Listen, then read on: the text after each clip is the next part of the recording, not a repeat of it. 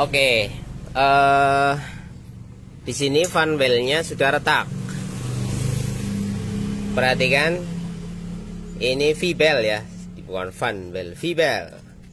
Fan bel apa V-bel, saya nggak ngerti lah. Intinya ini sudah retak, berisiko putus. Apabila ini putus dalam kondisi berjalan, maka resiko besar akan lebih banyak didapat, yaitu as kruknya akan mengalami bengkok. Biasanya ketika ini putus, kemudian terjadi pelipatan di area rumah roller, terjepit secara keras, motor nggak jalan, tapi di sini terjadi pukulan konstan secara tiba-tiba, ini biasanya akan ngegol.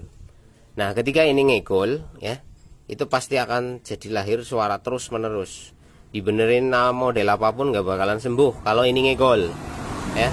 Akan selalu bunyi ruk ruk ruk ruk ruk ruk ruk ruk ruk ruk ruk ruk ruk ruk ruk. Dan pada RPM tengah jalannya kayak ndut-ndutan, gitu. Jalannya nggak stabil di RPM tengah. Kalau ini sampai bengkok atau ngegol, barang sedikit saja, itu pasti seperti itu. Kemudian timbulnya suara pada RPM bawah, bunyi klok klok klok klok klok klok klok klok klok. Masalahnya di sini, ya. Ini slide pace-nya atau bantalannya lobok. Di sini juga sudah pernah dilakukan sebuah pengganjalan. Perhatikan di sini, ya. Ini pernah diganjel menggunakan double tip. Tuh. Dan ini sudah aus parah. Kalau sudah aus parah seperti ini, rekomendasinya adalah ganti. Namun apabila teman-teman menemukan pelanggan yang mungkin ya dompet orang nggak tahu ya, suruh ganti, ini kondisi keuangannya tidak memungkinkan, maka lakukan penolongan.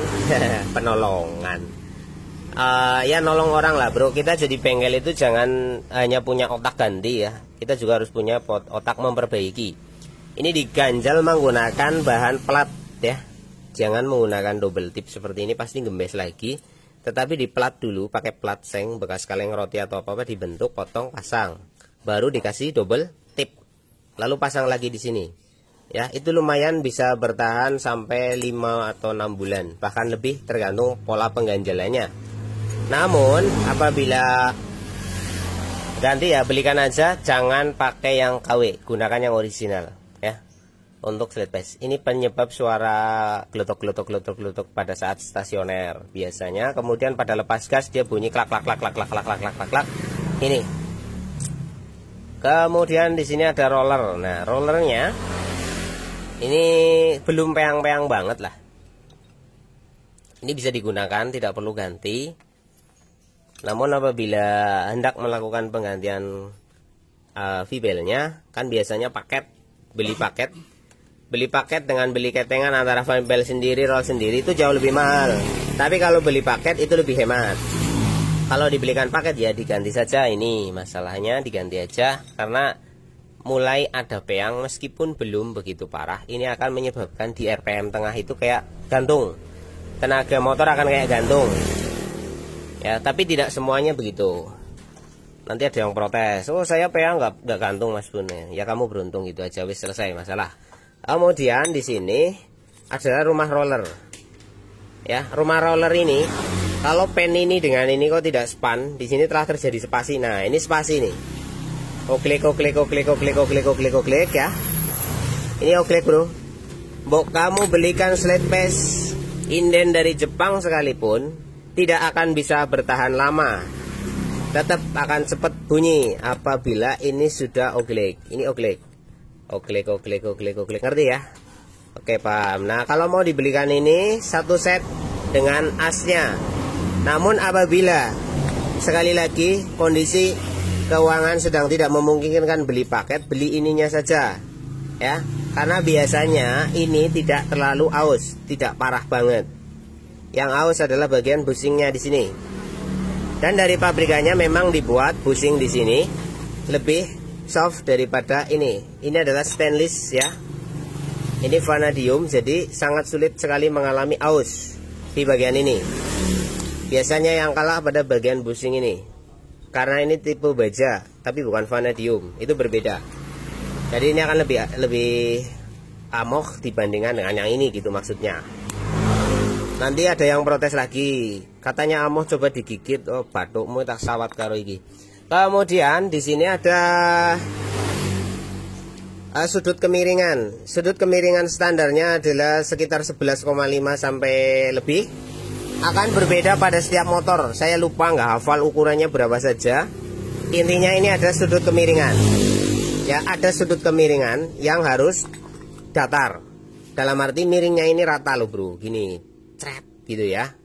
Nah, kalau di sini sudah terjadi aus atau cekong, seumpama ini nggak diganti, di sini cekong, ini cekong. Cekong atau cekong, jelegong, beralur lebih dalam daripada titik dasarnya. Kalau kita bikin seperti ini, kita perhatikan, nah, ya, ada celah tuh, kelihatan kan? Apalagi kalau pakai penggaris yang jos. Garisannya guru SD itu yang suka buat mukul muridnya, wah, itu center banget. Nah, perhatikan, di sini ada celah.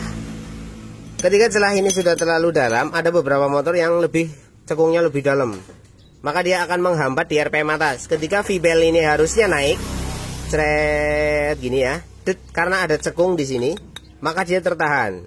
Jadi kalau motor kamu gandul di RPM tengahnya atau mendekati puncak topnya, kok gandul dulu, nah di sini cekung, maka pola babatnya atau pola pemapasannya itu tidak full papas ya. Jadi sudut sininya saja, seumpama sini yang jelegong ya, sini dibuang biar terjadi rata.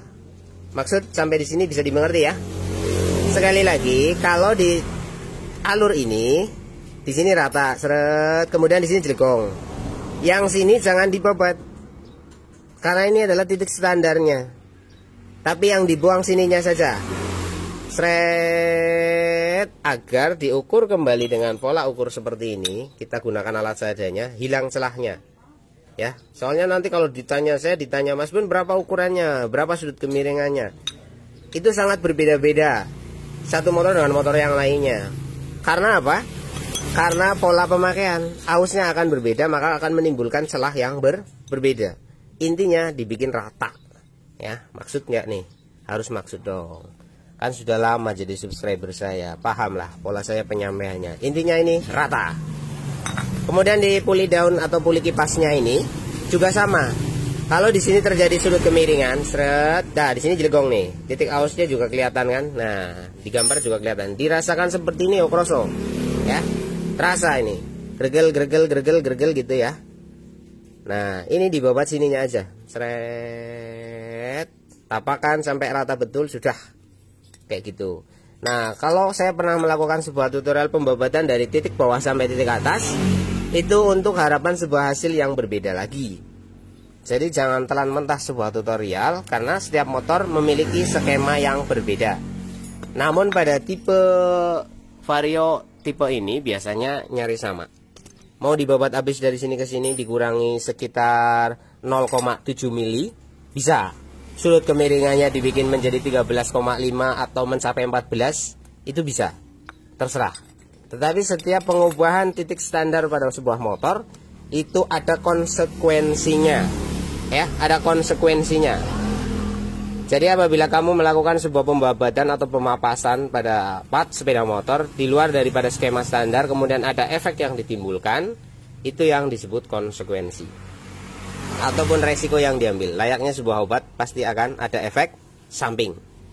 Namun efek samping yang tidak membahayakan itu bisa ditolerir, tetapi efek samping yang akan beresiko pada keselamatan nyawa, keselamatan pengendara, itu harus dipertimbangkan oleh seorang mekanik sebelum melakukan sebuah tindakan perbaikan. Oke, segini dulu dari saya untuk siang hari ini. Semoga bermanfaat. Semoga kalian semua mendapatkan tambahan wawasan, meski cuma ilmu sepele, yaitu tentang masalah sepeda motor. Salam gas jengat dari mekanik bengkel kaki 5 Sibuen Channel yang berada di Desa Kasegeran, Kecamatan Cilongok, Kabupaten Banyumas.